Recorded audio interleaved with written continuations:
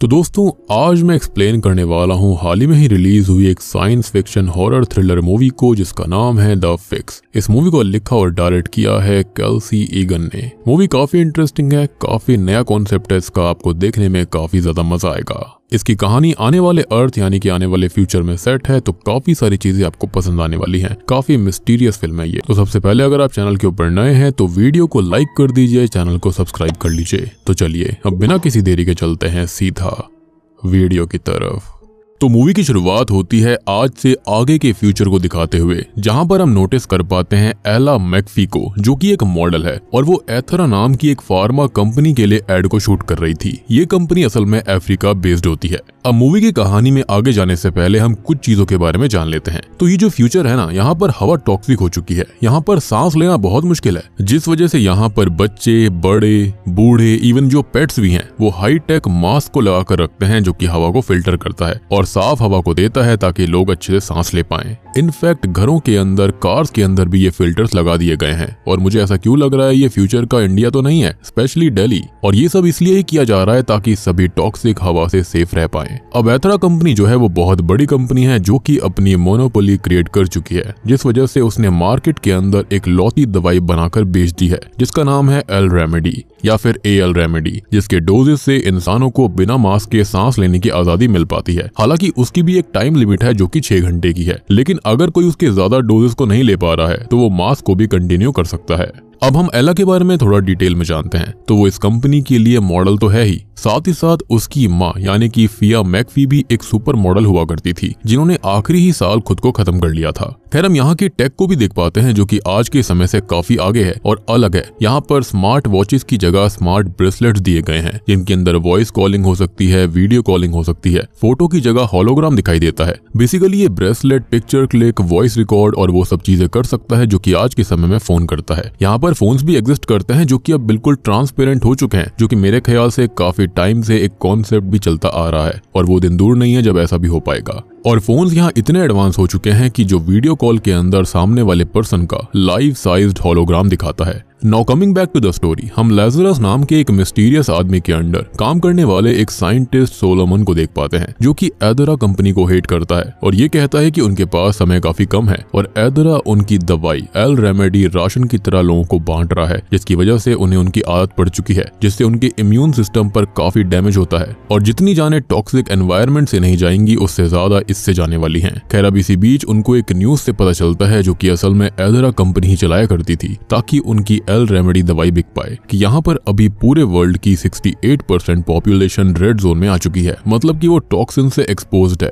और ये अनुमान लगाया जा रहा है कि आने वाले 18 महीने में 83% पॉपुलेशन लाल जोन में आ जाएगी। तो उससे बचाने के लिए सबको एल रेमेडी का इस्तेमाल करना होगा। बेसिकली अपना ही प्रमोशन करा जा रहा था। वो लोग भी अपना कोई क्योर या फिर ड्रग बना रहे हैं और साइड में वो छोटे मोटे और ड्रग बेचते हैं ताकि वो एथरा कंपनी को कैसे तो काउंटर कर ही सके। नहीं तो सब कुछ ऐसे ही चलता रहा तो वक्त आने पर सब एथरा के गुलाम बन जाएंगे। लेकिन सोलोमन ये कहता है कि वो ऐसा नहीं होने देगा और अभी तो फिलहाल उन्हें भी सस्टेन करने के लिए एल रेमेडी इस्तेमाल करना ही पड़ता है। बेसिकली यहाँ पर किसी के पास कोई भी ऑप्शन नहीं था। अब तभी हम एला को देख पाते हैं जो कि एक शूट खत्म करके वॉशरूम जाती है, जहाँ पर कुछ लड़कियां उसके बारे में और उसकी माँ के बारे में ही बात कर रही थी, जो कि काफी ऑफेंसिव बातें थी, लेकिन वो अपने में ही मगन रहकर उनको इग्नोर कर देती है। तभी उसे उसके बॉयफ्रेंड टली का कॉल आता है जो कि उसे शाम की पार्टी के बारे में बताता है जो कि वो देने वाला था और अभी वो उसके लिए कुछ ड्रग्स का इंतजाम करने जा रहा था। एला यहाँ पर अपनी बेस्ट फ्रेंड जीना को भी कॉल करती है जो कि उसकी स्टाइलिस्ट भी है, जो कि फिलहाल अभी टली के साथ रिश्ते में है। जी हाँ, यानी कि जीना और टली मिलकर एला को धोखे में रख रहे थे और चीट कर रहे थे और वो उसे अपने और जीना के रिश्ते के बारे में बताने का भी सोचता है, लेकिन जीना उसे रोक देती है क्योंकि आज एला के लिए थोड़ा सा डिफिकल्ट दिन था, एज आज उसकी मदर की बरसी है। सबसे शॉकिंग चीज ये होती है कि जीना अभी भी टली के साथ ही थी। अब देखो यहाँ पर एक बात साफ थी कि जो जीना है ना, उसके ऊपर एला के काफी सारे एहसान हैं, लेकिन टली को एला से अपना बस मतलब निकालना होता है, यानी कि वो उसकी अच्छी फ्रेंड नहीं थी। अब वो दोनों ही इस गांव तक आ जाते हैं, यानी कि जीना और टली। वहां पर रहने वाले डीलर से टली रेगुलरली ड्रग्स बाय किया करता था और वो यहाँ पर डीलर जो है वो अकेला रहता है क्योंकि ये गांव अब सुनसान हो चुका है, जहाँ के लोग टॉक्सिन एक्सपोज होने से मर चुके हैं क्योंकि उन लोगों ने टीवी, फ्रिज जैसी चीजों के लिए अपनी एल रेमेडी मेडिसिन का सौदा कर दिया था। एक तरह से जिंदगी बेचकर मजे खरीद लिए थे जिनको मौत मिली। अब दूसरी ओर इसी चीज का लाइव उदाहरण देखा जाए तो शूट वर्कशॉप के अंदर सेम ऐसी ही एक लड़की को एला भी देखती है जिसकी आज नाक से खून आ रहा था और वो भी अपनी एल रेमेडी बेच चुकी है जो कि अब बच नहीं पाएगी। और एला अब इससे डिस्टर्ब होकर अपनी एल रेमेडी टैबलेट को चेक करती है जो कि वो अपनी माँ के दिए हुए लॉकेट में कैरी किया करती। खैर अब वापस हम टाउन की तरफ आते हैं जहाँ पर टली और जीना को एला के बारे में बात करते हुए दिखाया जाता है, जहाँ पर टली ये कहता है कि एला इतनी भी अच्छी नहीं है, जिस पर जीना ये बोलती है कि उसने उस पर थोड़े बहुत एहसान तो किए ही है, लाइक ये ब्लूटूथ डिवाइस जैसा ईयरपीस दिया है जिससे कि वायरलेसली बात हो पाती है और इसे हम फ्यूचर का ब्लूटूथ ही कह सकते हैं, जो कि कान के अंदर नहीं बल्कि ऊपर लगाया जाता है, जो कि वो कभी भी अफोर्ड नहीं कर सकती थी।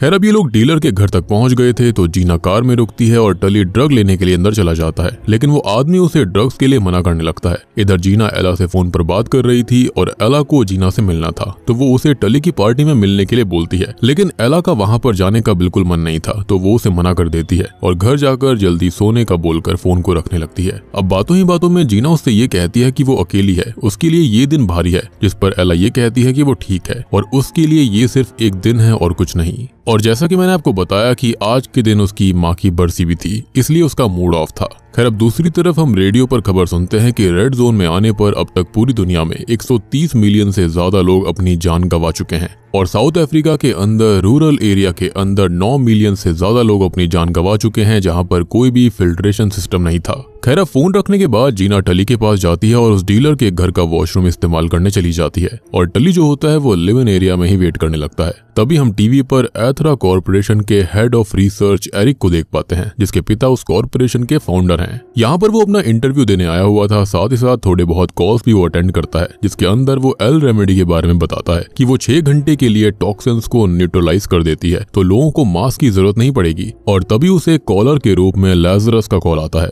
अब लैजरस जो है वो उससे तीखे सवाल करता है कि एथरा कॉर्पोरेशन एल रेमेडी को रेड जोन में ही क्यों नहीं बांट देती, वहाँ लोगों को उसकी नीड है। जिस पर एरिक कहता है कि वो भी कोशिश कर रहे हैं ताकि उसे सब जगह भेजा जा पाए। वो आगे ये पूछता है कि एल रेमेडी का आखिर सोर्स क्या है, लेकिन एरिक ये कहता है कि ये क्लासिफाइड इन्फॉर्मेशन है जिसे यहाँ पर लीक नहीं किया जा सकता। जिस पर लैजरस ये कहता है कि वो ऐसा इसलिए नहीं बताना चाहता क्योंकि इस दवाई का एक मेन इंग्रेडिएंट है जो कि एक ऐसी चीज है जिसे एथरा कॉर्पोरेशन ओवर हार्वेस्ट कर चुकी है, जो कि अब खुद को वापस से नहीं बना सकती। और अगर ये बात सच है तो इसके बाद एल रेमेडी और नहीं बनाई जा सकती और इसलिए एथरा कॉर्पोरेशन एल रेमेडी को ग्लोबली अवेलेबल नहीं करवा सकती। तभी एरिक कहता है कि वो प्रोडक्शन को बढ़ाने की कोशिश कर रहा है, जिस पर लैजरस ये बोलता है कि ऐसा नामुमकिन है क्योंकि जिस नेचुरल रिसोर्स से वो एल रेमेडी को बना रहा है वो लिमिटेड है। और तभी एरिक इन बातों को अवॉइड करवाने के लिए कॉल कट करवा देता है। खैर अब हम टली पर वापस आते हैं जो कि लिव इन एरिया में वेट कर रहा था, तो वो यहाँ वहाँ पर घूमने लगता है और डीलर के आदमी को धमकी देता है कि अगर उसने उसे ड्रग्स नहीं दिया तो वो किसी और जगह से ड्रग्स को लेना शुरू कर देगा। तो वो आदमी उसकी बात मानकर बचे हुए स्टॉक से उसके लिए ड्रग्स लेकर आता है। खैर अब इंतजार करते हुए टली यहाँ वहाँ घूम रहा था जिसे ड्रग्स वाली लैब मिल जाती है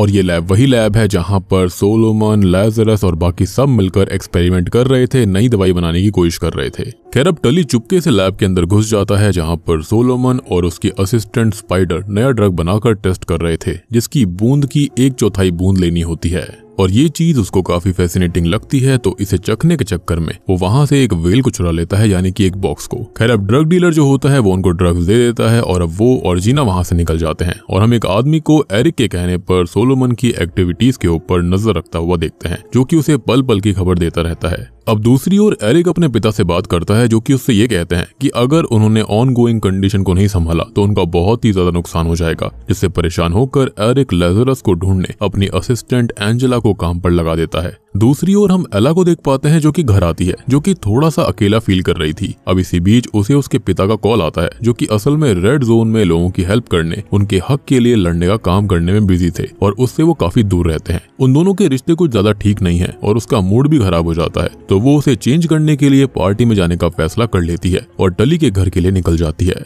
अब वो पार्टी में सीधा अंदर चली जाती है जहाँ पर उसे टली और जीना कॉम्प्रोमाइजिंग पोजीशन में मिलते हैं और टली यहाँ पर जीना को वही ड्रग टेस्ट कराने वाला था जो कि वो सोलोमन से चुरा कर लाया था। एला अब ये सब देखकर उन दोनों पर बहुत गुस्सा करती है और वो दोनों वहां से निकल जाते हैं और गुस्से में वो उस ड्रग की पूरी वेल को ही पी लेती है, यानी कि पूरी ही उसको पी लेती है। बल्कि जैसा मैंने आपको बताया था कि वो 1/4 यानी कि एक बूंद का भी 1/4 लेना था, लेकिन उसने पूरी ही वेल पी ली थी। खैर अब उसे पीने के बाद में वो टली के दोस्त ब्रायन के साथ थोड़ा बहुत डांस करती है जो कि उस पर फ्लर्ट करने लगता है। लेकिन अब तक एला की तबीयत बिगड़ जाती है तो वो वॉशरूम जाने लगती है और वो उसे संभालता है, लेकिन अब तक उसे वॉमिट हो जाती है जिसके चलते वो वहीं पर बेहोश हो गई थी। अब इसी बीच हम एरिक को देखते हैं जो कि अपने लैब के अंदर उस नेचुरल रिसोर्स का अल्टरनेटिव बनाने की टेस्टिंग कर रहा था। लेकिन पहले 62 ट्रायल्स यानी कि 62 ट्रायल्स की तरह ही इस बार भी एक्सपेरिमेंट फेल हो जाता है। यहाँ पर वो बहुत ही ज्यादा गुस्से में भर जाता है। वहीं एंजेला उसे बताती है कि उन्हें लेज़रस का ट्रेस नहीं मिल रहा। अब थोड़ी देर के बाद में उसे उसके बेटे मैक्स का कॉल आता है जो कि अभी अपनी माँ निकोल के साथ है और यहाँ पर एरिक और निकोल अलग हो चुके हैं। अब निकोल एरिक को ये बताती है कि वो और मैक्स उसकी माँ के घर जा रहे हैं, जिस पर वो उसे रोकता है क्योंकि पहले ही उसकी माँ का घर रेड जोन में है और मैक्स काफी सेंसिटिव है,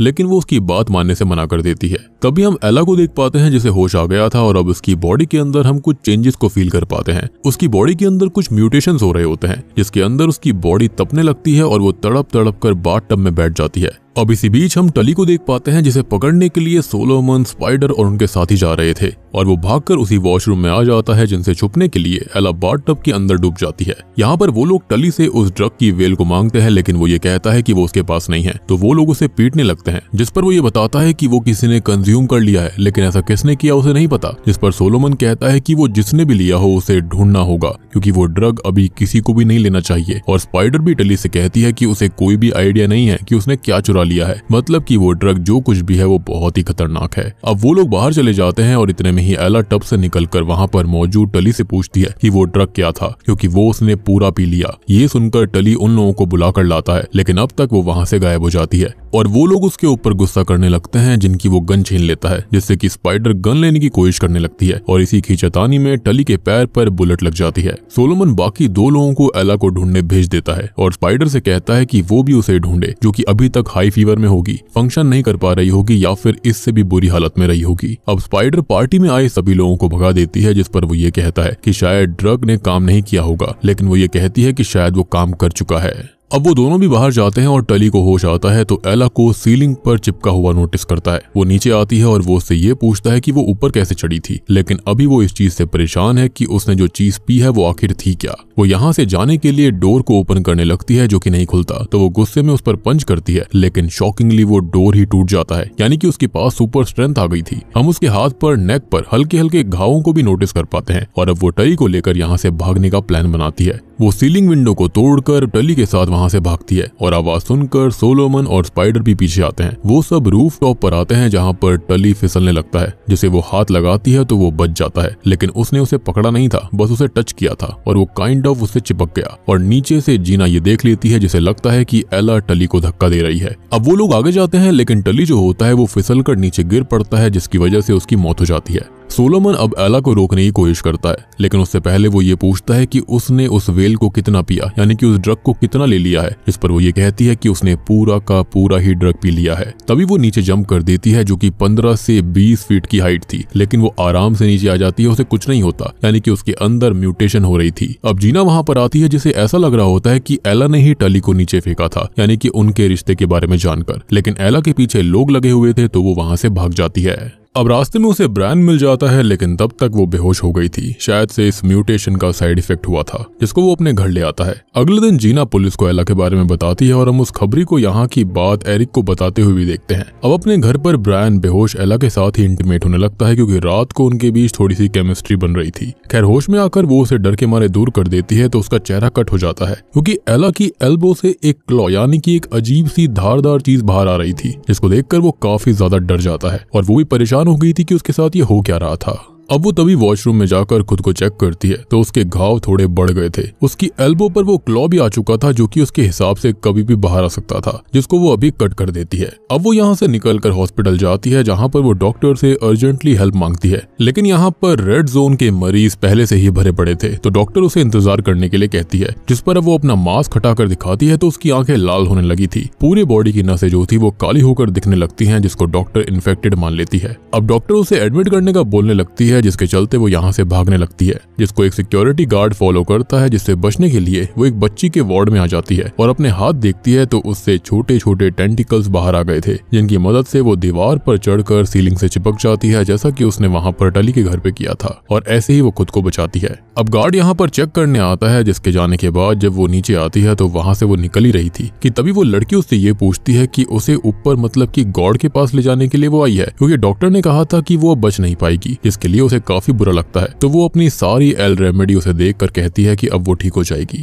खैर अब वो जीना के घर आती है, जो कि उसे देखकर भागने लगती है, लेकिन वो उसे सच समझाने की कोशिश करती है कि उसने टली को नहीं मारा, वो खुद पे खुद गिर गया था। अब वो अपनी कंडीशन के बारे में उसे बताती है और उसे अब बार बार रॉ मीट खाने की इच्छा हो रही थी, यानी कि कच्चा मांस। अब यहाँ वो जीना से थोड़ा लड़ भी लेती है, उसके ऊपर गुस्सा करती है कि उसने उसे अपना दोस्त माना, लेकिन उसने उसके बॉयफ्रेंड के साथ ही गलत किया, यानी कि उसके ऊपर चीट किया, जिस पर जीना कहती है कि उसका बॉयफ्रेंड खुद उसे चीट कर रहा था। और सबसे बड़ी बात कि जीना उससे चिढ़ती है क्योंकि उसे सब कुछ ऐसे ही मिलता रहा, जबकि वो तरसती है और वो अटेंशन सीकर भी है, जो कि अपने आसपास के लोगों को हर्ट कर देती है। जिस पर एला ये कहती है कि उसे ऐसा दिखाई देता है कि उसकी लाइफ परफेक्ट है, लेकिन दुख उसके पास भी है और उसे बस एक ऐसा पर्सन चाहिए था जो कि उससे प्यार करे, उसकी परवाह करे। लेकिन अब तक जीना उसका दिया गया वो ब्लूटूथ हेडसेट उसे वापस कर देती है। अब इतने में ही उसे टली के फोन से सोलोमन का कॉल आता है, जो कि एला को अकेले मिलने के लिए बुलाता है और हेल्प के लिए वो उसके पास जाने का डिसाइड कर लेती है, क्योंकि उसकी इस दिक्कत के बारे में वही जानता था। अब इसी बीच हम एरिक को देखते हैं, जो कि पुलिस कमिश्नर से मिलता है, जो कि उसे ब्रायन के बारे में बताती है कि उसे किसी लड़की ने ऐसा घाव दिया है और अब वो भी एला के पीछे लग गया था। लेकिन कमिश्नर यहाँ पर उसकी मदद करने के बदले अपने परिवार और रिश्तेदारों के लिए फ्री में एल रेमेडी लेती है।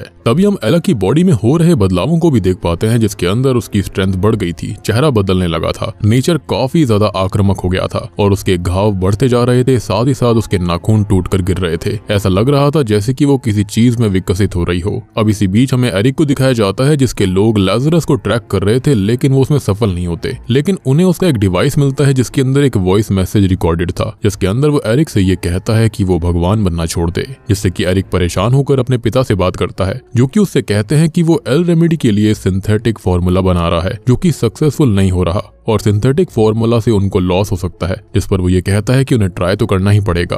अब यहाँ एला सोलोमन से मिलने जाती है, जो कि उसे किडनैप करके घर पर लाकर बांध देता है, लेकिन वो अपनी सुपर स्ट्रेंथ और रिस्ट क्लॉथ से उन तारों को ही काट कर आजाद हो जाती है। अब हम सोलोमन और स्पाइडर को देखते हैं, जो कि बात कर रहे थे कि उन्हें उस लड़की को लाजरस के पास ले जाना होगा, जिस पर वो ये कहता है कि वो नहीं मानेगी। तो स्पाइडर कहती है कि उसे सच बता देना होगा, जिस पर वो ये कहता है कि वो फिर पुलिस के पास जाएगी, जिसके बाद एथरा उनके पीछे लग जाएगी और काम और ज्यादा खराब होगा। अब वो लोग अंदर जाते हैं, जहाँ पर एला आजाद हो गई थी और अब वो उनसे कहती है कि उसे आखिर हुआ क्या है और वो बार बार कच्चा मीट खाना चाहती है, जिस पर वो ये कहता है कि उसका मेटाबॉलिज्म बहुत ही ज्यादा एबनॉर्मल रेट से बढ़ रहा है। और यहाँ पर वो ये भी कहती है कि उसके कहीं से भी क्लॉज बाहर आ रहे हैं, स्किन चेंज हो रही है। और जब स्पाइडर उसके पास आती है, जिस पर वो अचानक से गलती से स्पिट करती है, तो उसका लार्वा भी एसिडिक हो गया था। तभी वहां अचानक से पुलिस फोर्स आ जाती है, जो कि एला को टली के खून और ब्रायन के असॉल्ट के लिए अरेस्ट कर लेती है। साथ ही साथ सोलोमन को भी अरेस्ट कर लिया जाता है और ये सब असल में कमिश्नर और एरिक के बीच में हुई डील के चलते हो रहा था। अब एला और सोलोमन दोनों को ही जेल ले जाया जाता है, जहां पर उनसे मिलने एरिक आता है और हमको पता चलता है कि सोलोमन असल में उसकी ही कॉर्पोरेशन में एक साइंटिस्ट हुआ करता था, जिसने ही एल रेमेडी को चुरा कर उससे अपना फॉर्मूला बनाया, क्योंकि वो कहीं ना कहीं समझ गया था कि यहाँ पर ये लोग गलत कर रहे थे, उस नेचुरल इंग्रेडिएंट को ये लोग खत्म करते जा रहे थे, यानी कि विलुप्त कर रहे थे। तभी एला को दिखाया जाता है, जिसके कान सड़कर अलग हो गए थे और उसकी जगह किसी बग यानी कि कीड़े जैसे कान उग रहे थे। एरिक उसे देखकर उससे बात करता है और उसे ठीक करने का वादा भी करता है। अब वो उन दोनों को अपने साथ ले जाता है और पहले सोलोमन को कैद करता है। वहीं एला से वो ये बोलता है कि वो उसे ठीक कर देगा, बस उसे उसके कुछ टेस्ट करने होंगे। और उसने एला के डैड को भी कांटेक्ट किया था, लेकिन उनसे बात नहीं हो पाई थी। अब टेस्ट होने के बाद उसे कुछ शॉकिंग बात पता चलती है, लेकिन फिलहाल वो किसी को कुछ बताता नहीं है। एनीवेज अब वो सोलोमन के पास जाता है और उससे ये कहता है कि वो उसे अपना पार्टनर बना लेगा, लेकिन बदले में उसे वो फॉर्मूला बताना होगा, नहीं तो वो जिंदगी भर यहीं पर सड़ेगा और उसके ऊपर क्रिमिनल चार्जेस भी लगेंगे। सोलोमन कहता है कि फॉर्मूला लेने के बाद भी वो एल रेमेडी को सब तक नहीं पहुंचाएगा, इस पर वो ये कहता है कि उसके शेयर होल्डर्स ये चाहते हैं कि कुछ एल रेमेडी उनके बच्चों और बच्चों के बच्चों के लिए बची रहे, और इसमें गलत है ही क्या। सोलोमन अब उसकी डील ठुकरा देता है और अब एरिक अपने डैड से बात करता है कि वो एला के अंदर से वो सीरम निकाल लेगा। और अब हमको पता चलता है कि आखिर मांजरा था क्या। तो सोलोमन ने जो ड्रग बनाया था वो इंसानों के अंदर थोड़े बहुत चेंजेस करके एक म्यूटेशन टाइप कर देता है, और जो वो मेन इंग्रेडिएंट है उसकी हेल्प से कोई भी टॉक्सिन से इम्यून हो सकता है। तो इंसान भी यहाँ पर इम्यून हो जाएंगे। और एला ने तो यहाँ पर पूरा का पूरा सीरम ही पी लिया था और अब वो पूरी की पूरी बदल कर उस मेन इंग्रेडिएंट में ही चेंज हो रही है, जिसका डीएनए तक चेंज हो चुका है। और अब एरिक यहाँ पर एला को ही एल रेमेडी के लिए हार्वेस्टिंग में इस्तेमाल करने का प्लान करता है, क्योंकि उसका जो मेन इंग्रेडिएंट था वो एथरा खत्म कर चुकी है। लेकिन अब वो एला से अनलिमिटेड एल रेमेडी बना सकते थे, लेकिन बाय एनी चांस अगर टास्क फेल भी हुआ तो वो एला को ही खत्म कर देंगे। अब एला के पास यहाँ सुपर हियरिंग की पावर भी आ गई थी, तो वो मिरर के पीछे से भी ये सब सुन लेती है, जहाँ पर उसे ये भी पता चलता है कि उसके पिता उसे ढूंढ रहे हैं। लेकिन एरिक ने उन्हें कोई खबर दी ही नहीं थी। जी हाँ, यानी कि उसने उससे ये बात भी झूठ कही। अब एला को बेहोश करने 2 वार्ड बॉय आते हैं, जिन्हें पीट कर वो यहाँ से निकल जाती है। आगे जाकर उसे एक गार्ड रोकता है, लेकिन वो सीलिंग पर चढ़कर उसके ऊपर एसिड थूक देती है और उसे पीट देती है। अब उसे अपनी सुपर हियरिंग से सोलोमन की सांसें सुनाई दे रही थी, जिसके पास वो जाती है और उससे पूछती है कि वो अपना फॉर्मूला एरिक को क्यों नहीं दे रहा, जिस पर वो कहता है कि वो इससे गरीबों के लिए हेल्प करना चाहता है। लेकिन एरिक ऐसा नहीं करेगा, तो वो उसे अपना फॉर्मूला नहीं देना चाहता। वो उससे ये कहती है कि वो अब पूरी तरह से बदल चुकी है, जिस पर वो ये कहता है कि अब वो इम्यून है और उसे अपना ये रूप पसंद नहीं आ रहा। अब वो सोलोमन से कहती है कि उसका रूप पूरी तरह से बदल चुका है और वो इम्यून भी है, लेकिन उसे अपना ये रूप पसंद नहीं है। वो दोनों अब यहाँ से भागते हैं कि वहीं हम स्पाइडर को देख पाते हैं, जो कि सोलोमन को आजाद कराने के लिए फैसिलिटी में ब्रेक इन कर जाती है। एरिक अभी अपने बेटे मैक्स को लेने गया हुआ था, जिसे एला के भाग जाने के बारे में पता चलता है, तो वो जल्दी से वापस फैसिलिटी आ जाता है। यहाँ पर ये दोनों ही भागकर एक लैब तक आते हैं और दोस्तों अब यहाँ पर खुलते हैं इस मूवी के असली पत्ते। सोलोमन बताता है कि असल में एल रेमेडी दवाई के अंदर वो मेन इंग्रेडिएंट कुछ और नहीं बल्कि ड्रैगन फ्लाइज हैं। जी हाँ, जो कि टॉक्सिक से इम्यून होती हैं, लेकिन एथरा कंपनी जो है वो उनको पहले ही विलुप्त कर चुकी है। तो अब उन्हें एला चाहिए जिससे कि वो हार्वेस्ट करेंगे, जो कि एक इंसानी ड्रैगन फ्लाई बन रही है और इसलिए ही उसके अंदर वो सीरम था। यानी कि इनडायरेक्टली कहा जाए तो उसका जो खून है वही एक तरह से सीरम है, वही मेन इंग्रेडिएंट है। वो ये भी कहती है कि ऐसा कोई भी नहीं बनना चाहेगा और सब उससे घिन करने लगेंगे, जिस पर वो ये कहता है कि वो उससे घिन नहीं करता और ये एला के हाथ में है कि वो खुद को कैसे देखती है और फिर दुनिया भी उसे वैसे ही देखेगी। वो आगे कहता है कि वो लेजरस के लिए काम करता है, जो कि इस ड्रग को दुनिया में सबके पास पहुंचाना चाहता है और कुछ लोग इसको लेंगे कुछ नहीं लेंगे, वो उनकी चॉइस होगी। जिस पर वो ये कहती है कि उसकी चॉइस तो ये नहीं थी, यानी कि ऐसा बनना। तो वो उससे माफी मांगता है कि वो ऐसी बन गई, जबकि इसमें किसी की भी गलती नहीं थी। यहाँ पर जो मेन गलती थी वो टली की थी, उसने वो ड्रग चुरा लिया। इनफैक्ट वो यहाँ पर सबसे पहले वो जीना को उसे ट्राई करवाना चाहता था। तो हो सकता है कि यहाँ पर जीना ऐसी बन जाती, या फिर ये भी हो सकता है कि खाली एला जैसे स्ट्रॉन्ग विल के लोग ही इसको पूरी तरह से संभाल सकते थे और ट्रांसफॉर्म हो सकते थे। खैर अब ऊपर वाले एक फ्लोर पर स्पाइडर जो होती है वो बॉम्ब ब्लास्ट करती है, जिसकी आवाज सुनकर वो वहां से भाग जाते हैं। उन्हें आगे जाने पर स्पाइडर मिल जाती है, जिसके साथ वो आगे जाते हैं तो उन्हें एक जगह पर छुपा हुआ मैक्स मिलता है, जो कि यहाँ पर डर के मारे बैठा हुआ था। अब वो एला को देखकर कहता है कि क्या वो एक फेरी है, जो कि उसे सुनकर अच्छा लगता है और वो कहती है कि हाँ वो एक अच्छी फेरी है। अब वो उसे उसका वो लॉकेट वापस करता है, जो कि असल में एला की माँ का था और वो उसे एरिक की डेस्क के ऊपर मिला था, जिसके चलते अब वो लोग वहां से भागने लगते हैं। आगे जाने पर उनको एरिक मिलता है, जो कि उनका रास्ता रोकता है, लेकिन अब तक स्पाइडर और सोलोमन लिफ्ट में चढ़ चुके थे। एला मैक्स के सहारे पीछे रुकती है, जिसे एरिक बेहोश करने के लिए शूट करने वाला था, लेकिन वो अपनी जंपिंग एबिलिटीज की मदद से लिफ्ट तक पहुंच जाती है और यहाँ पर मैक्स एरिक को उसे शूट करने से रोकता है कि वो एक अच्छी फेरी है और वो उसे ना मारे। खैर वो तीनों ही लिफ्ट से पार्किंग में आ जाते हैं और वहां से बाहर निकल जाते हैं, जिनके पीछे एरिक अपनी पूरी टीम भेज देता है। आगे जाने पर उसकी टीम उनका ट्रक क्रैश कर देती है, जिसके अंदर शॉकिंगली खाली स्पाइडर ही थी, लेकिन वो दोनों यहाँ से भाग चुके थे और सब उनके पीछे जाते हैं और वहीं स्पाइडर भी उस पर नजर रख रहे एक सोल्जर को बेहोश करके वहां से निकल जाती है। अब वो लोग भागते भागते फेंसिंग तक आ गए थे, जिसे एला अपनी एल्बो के क्लॉ से ही काट रही थी और वो ये भी कहती है कि ये सिर्फ ड्रैगन फ्लाई का डीएनए नहीं हो सकता, यहाँ पर और भी बहुत कुछ मिक्सिंग करी गई है जिसको वो छुपा रहा था, मतलब कि यहाँ पर एक से ज्यादा डीएनए थे उसके अंदर। लेकिन ऑब्वियसली ये सारी बातें सोलोमन ने उसे नहीं बताई थी। खैर अब वो लोग एक ब्रिज तक आ गए थे और सोलोमन उससे ये कहता है कि वो पीछे रुकेगा और एला यहाँ से भाग जाए, क्योंकि उसका लेजरस तक पहुंचना बहुत जरूरी है, जिसको वो ये वेल दे दे, जिससे कि वो ये ड्रग बना पाएगी, यानी कि वही फॉर्मूला। और यहाँ पर वो ये भी रिवील करता है कि उसने खुद भी वो ड्रग लिया था, लेकिन कम मात्रा में, जिससे उसके अंदर पूरी तरह से चेंजेस नहीं हुए थे। वो आगे ये कहता है कि वो खुद सब्जेक्ट वाई था और एला सब्जेक्ट जेड है, जो कि सबसे ज्यादा खतरनाक है, यानी कि ये कहें कि सबसे ज्यादा इम्यून है। खैर अब वो यहाँ से जंप कर देती है और पीछे से एरिक आकर सोलोमन को कैद कर लेता है, क्योंकि यहाँ से उसने एक एला को तो भगा दिया, लेकिन शायद से अगर एरिक उसको मार पीट कर फॉर्मूला बाहर निकलवा लेगा तो वो दूसरी एला या फिर और भी तरह की चीजें तैयार कर सकता है। खैर अब हम पूरी दुनिया के बिलबोर्ड्स पर स्पाइडर का मैसेज देखते हैं, जो कि ये कहती है कि इन मौतों के बीच उनके पास एक उम्मीद है, वो है सब्जेक्ट जेड, और अब सबके पास एक ही चांस है, या तो म्यूटेट होकर बदल जाओ या फिर मारे जाओ, जिसके चलते वो भी उस ड्रग को कंज्यूम कर लेती है। अब हम एला को देखते हैं जो कि पूरी तरह से इंसानी ड्रैगन फ्लाई बन चुकी थी, जिसके पंख भी आ चुके थे, वो उड़ भी सकती है, जो कि फाइनली लेजरस से मिलती है जिसने की ये मुहिम शुरू करी थी। और शॉकिंगली ये कोई और नहीं बल्कि यहाँ पर काम करने वाली यानी कि एथरा कंपनी में ही काम करने वाली एंजेला है, जिसको स्टार्टिंग में दिखाया गया था। जी हाँ, आप ये भी सोच रहे होंगे कि उसने यहाँ पर मेल बनकर बात क्यों करी थी, तो सिंपल सी बात है कि वो अपनी आइडेंटिटी छुपा रही थी और उसकी जो मेल वॉइस थी वो असल में वॉइस मॉड्यूलेशन का कमाल था।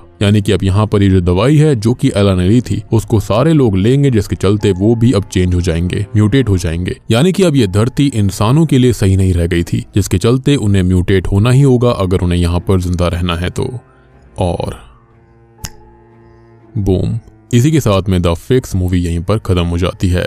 तो दोस्तों ये थी एक साइंस फिक्शन हॉरर फिल्म की कहानी जिसका नाम है द फिक्स। उम्मीद करता हूँ कि आपको ये कॉन्सेप्ट अच्छा लगा होगा, समझ में आया होगा। मुझे तो मूवी काफी इंटरेस्टिंग लगी, काफी बढ़िया कॉन्सेप्ट है इसका। बाकी आप लोग बताना कि आपको ये मूवी कैसी लगी है। अच्छी लगी है तो वीडियो को लाइक कर देना, चैनल के ऊपर नए हैं तो सब्सक्राइब कर लीजिए, और अगर आपने अभी तक फ्रॉम सीरीज को नहीं देखा है तो जाकर देख लेना, उसका लिंक आपको नीचे डिस्क्रिप्शन, पिन कमेंट दोनों में मिल जाएगा। तो मैं आप सबको मिलता हूँ अगली वीडियो के साथ में।